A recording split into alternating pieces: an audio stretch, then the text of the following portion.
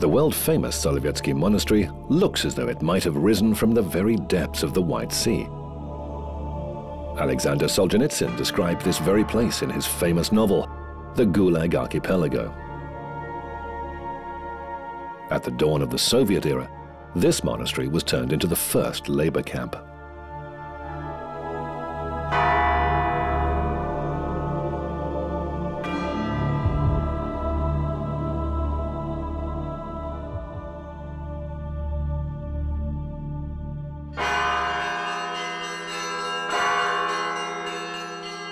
Today, monks have again returned to the monastery.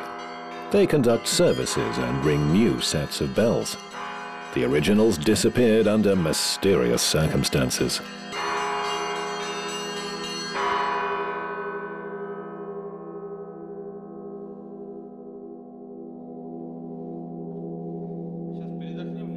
I need to take a break and then I can go again.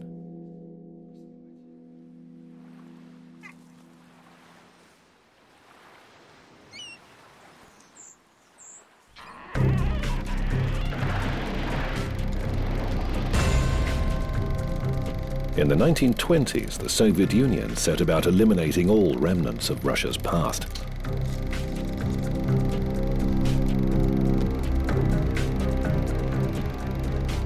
Churches were demolished and their relics desecrated.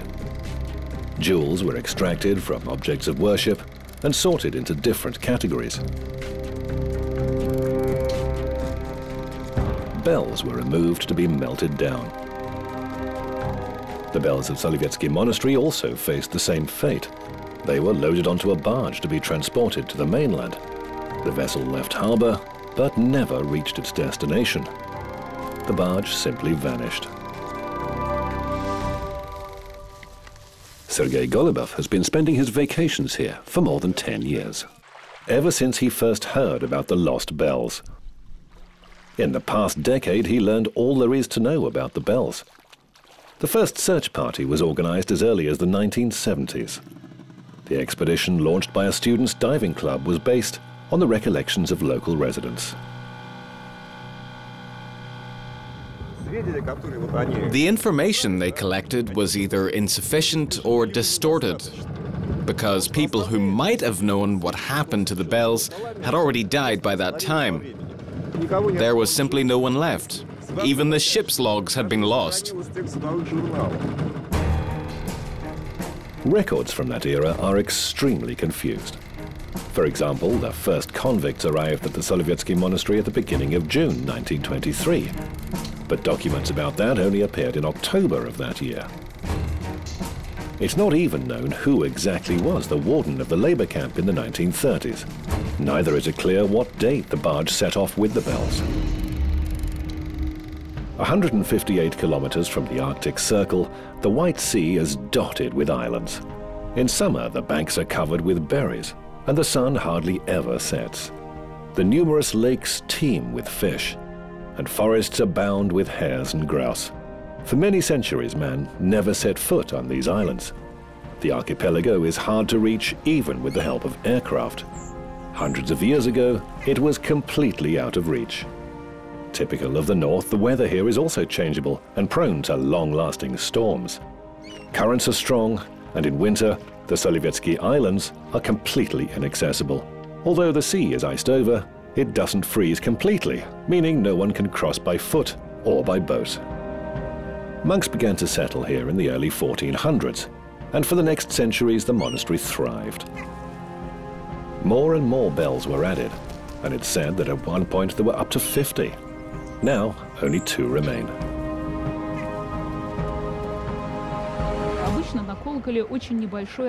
Decorations on the bells and patterns are usually very small because larger ones distort the sound.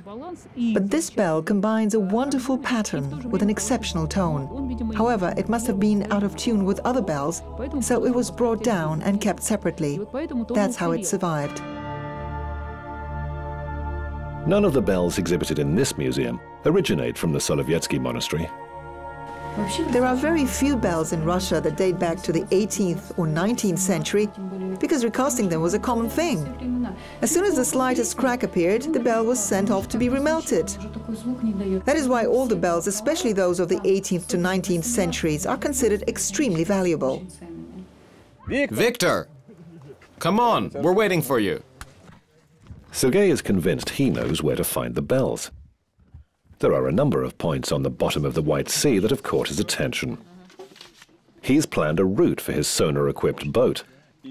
The divers will have to examine every inch of the seabed. This point, known as Point A, has aroused significant interest from the search party. We've gathered significant data, and there are not that many places where this barge could have ended up. That's why we're interested in this area in particular. Sergei's camping out on one of the islands halfway between Solovetsky Monastery and the nearest port of Kem, which he is sure is where the barge was headed.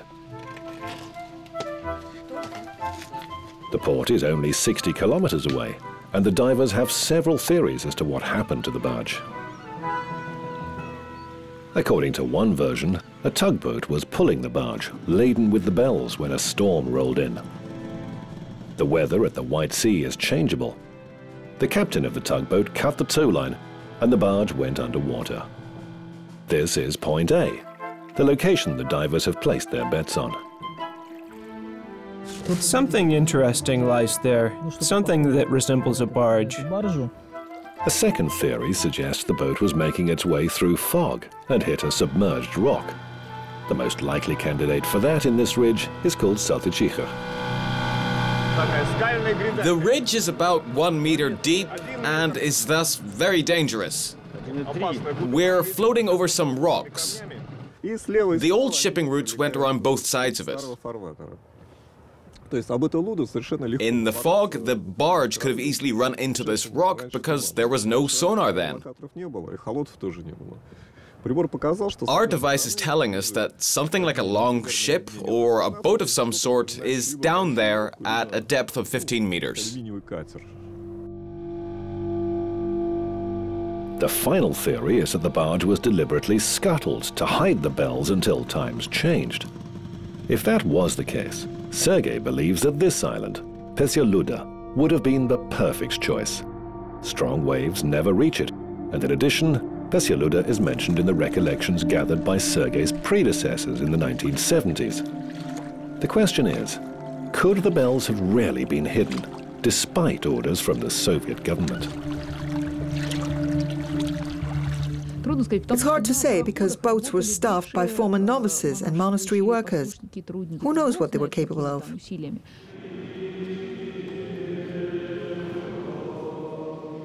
The monastery had secret plans about how to hide its treasures.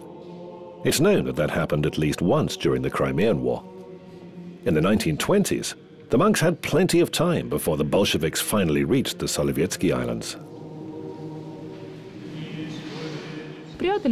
They concealed some things.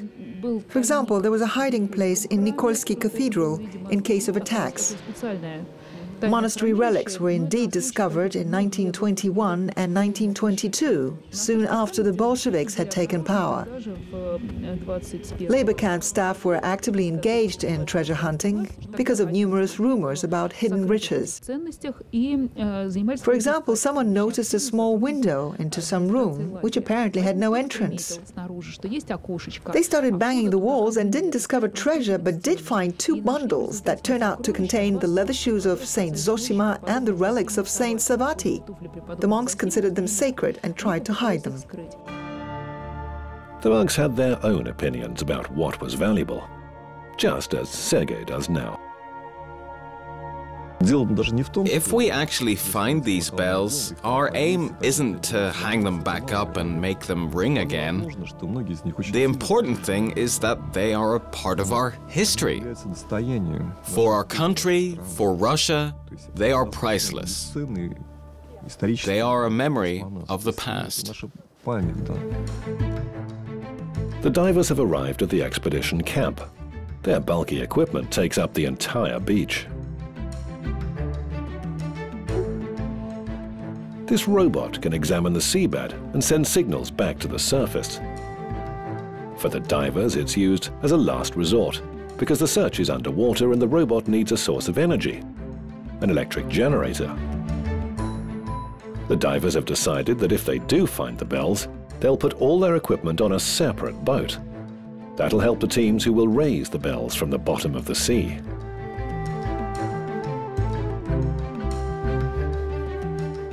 It seems as though the divers appear thoroughly prepared for the trip. But then, events take an unexpected turn. First, the underwater explorers focus on point A, as this is the most interesting sight of all. Sonar imagery reveals something very similar to a sunken barge. It's highly possible that the lost Solovetsky monastery bells are submerged here. To examine the seabed, they need to mark the area with buoys. It's crucial that the exact position is fixed early on.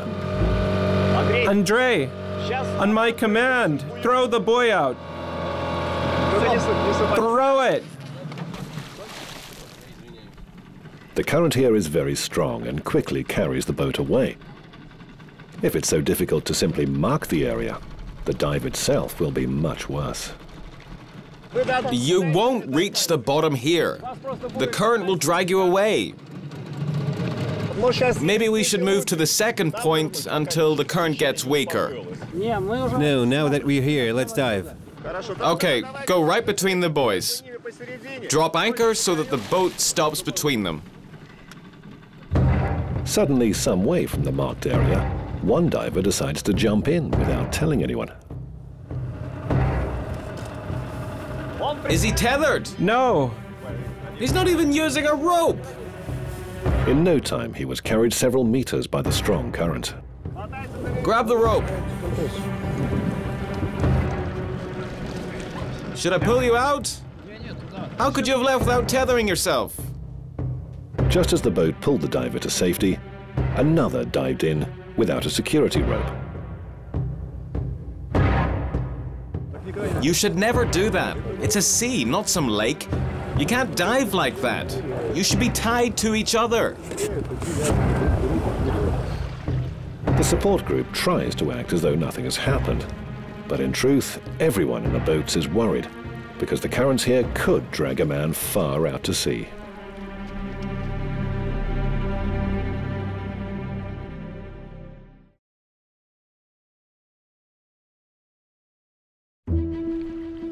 A marker buoy for the search location is at last in sight.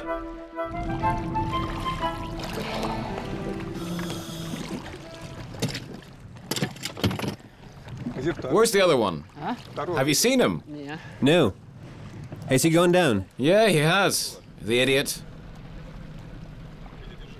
Soon the second diver also breaks the surface. I found one of the buoys, but there's nothing there. You didn't reach the site. You dropped anchor too early. You had to stop between the buoys. I went down along the rope, under one of the buoys.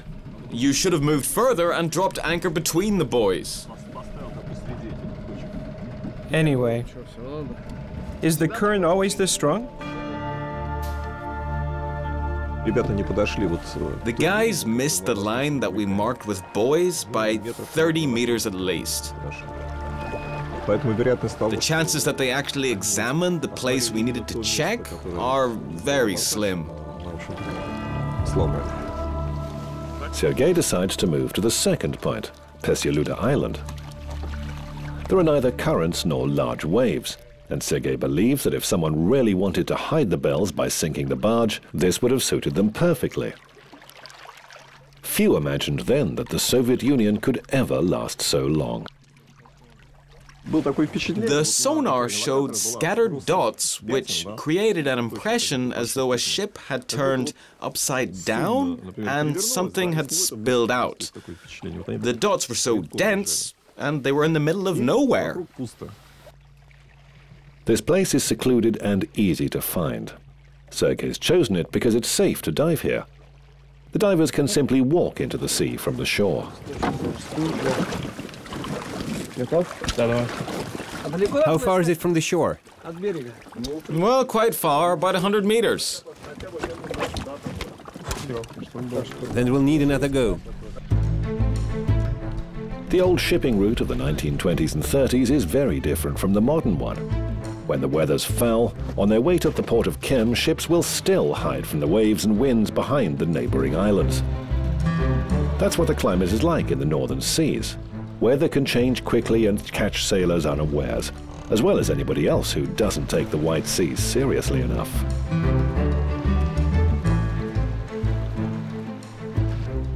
During their submersion near the rocky Saltychikha Ridge, the divers lost any enthusiasm that remained. They soon decided to leave the islands for good.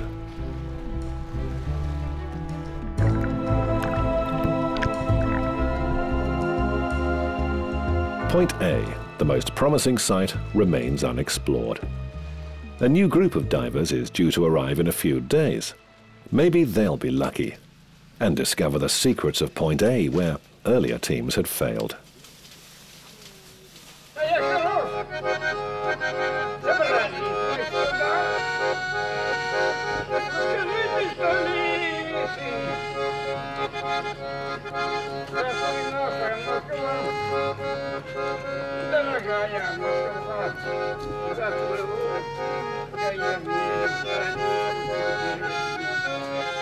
A little over 900 people live near Solovetsky Monastery. Almost no births happen here. There's still no maternity clinic on the island. To give birth, women have to go to the mainland. In 1967, the monastery, which had long since ceased to be a labor camp, became a museum. So in the 1970s, the government started looking across the whole Soviet Union for people willing to settle in the village of Solovki. Curiously enough, there are no sailors there. This area was a border zone until 1991, and no one could enter it without invitation. Now, as soon as summer comes and the weather is favorable enough for boat trips, the islands are crowded with tourists and pilgrims. Not even the excessive prices put them off. The history of this area outweighs everything else. No more than 30 monks live permanently in the monastery, and there are in total 75 on the islands. In the summer, it can appear that there are a lot more, because many priests also come here as pilgrims. Here you go. I'll just put it up here. Okay, girls, how many do you want? The village Kremlin is undergoing renovation. A titanium cross has been installed on top of the belfry. Domes are being covered with aspen wood, which is supposed to last 25 years. There are many arguments about how to restore the monastery. Which century should be reflected? It was rebuilt in the 19th century.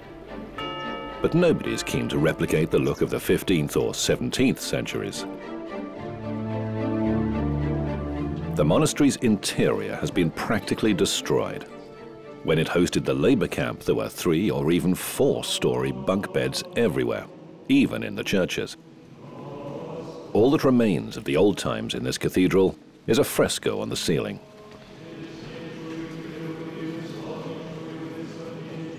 Probably because it was too high to reach. There's also a special type of brick called Filipovsky. They're made much like bread, molded and placed into kilns by hand. There are 2 new sets of bells now. One is in the belfry and the other in the yard.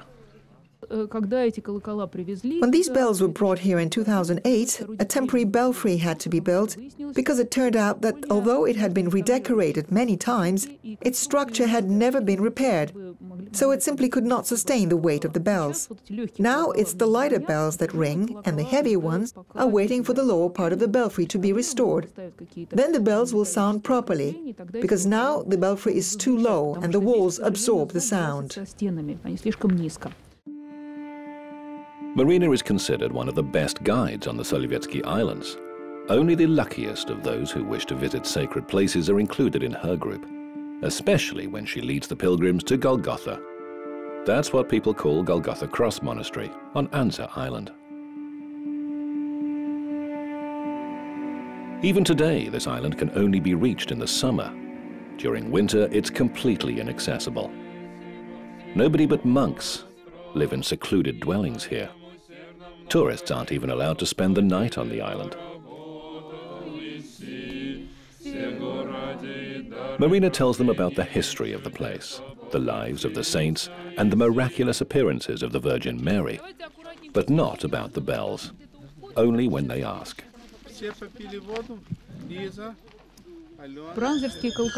We know that the Anzer bells were simply dropped, although we don't know when it happened. During the times of the labor camp, several bells were used for sending signals. It was most likely monks who rolled them carefully down the hill to the lake. We know they're down there still, but the monks couldn't raise them from the bottom of the lake on their own. The smaller bells of Anzer Island were found in the lake. But will the Solovetsky monastery bells also be discovered in the White Sea? It's hard work. You have to search for days, years even, before you get any results. That's life. It's either done by sheer luck or hard grind.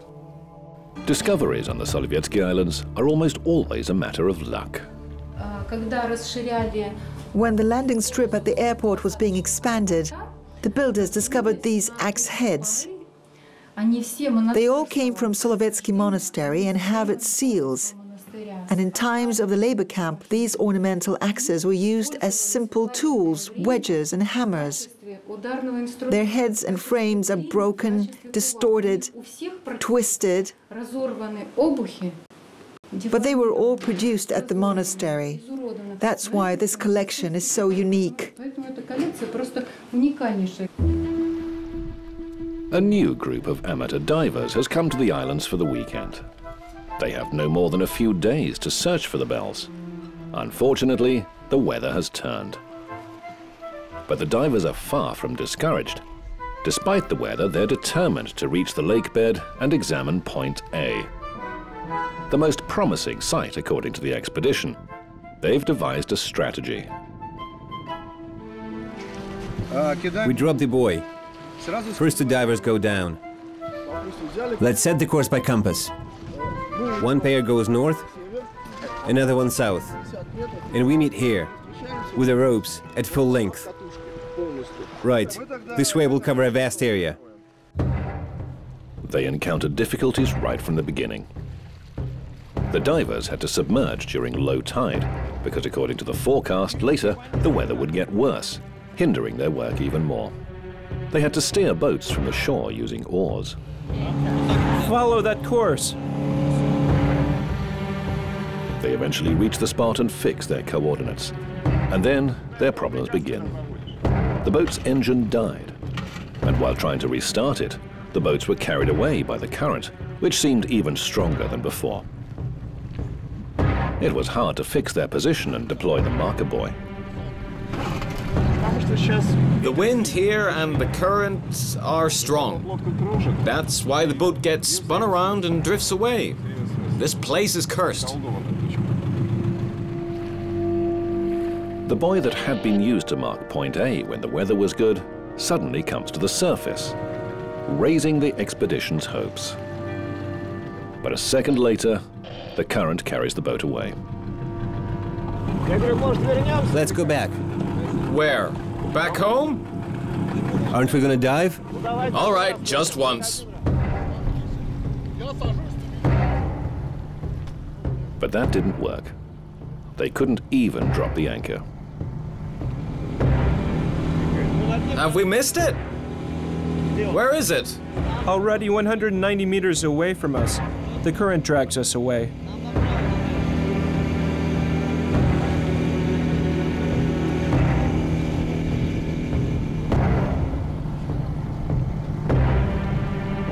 We can't dive with the current so strong. The current is too strong. If we dive, you'll have to go looking for us. The weather is fine, but the current will drag us into the White Sea, and you'll have to go fetch us. The archipelago is lashed with rain and winds for several days. The divers never had a chance to explore their chosen point. The White Sea, it seems, is determined to hold on to her secret just a little longer. Is that enough? I can keep on ringing them if you want.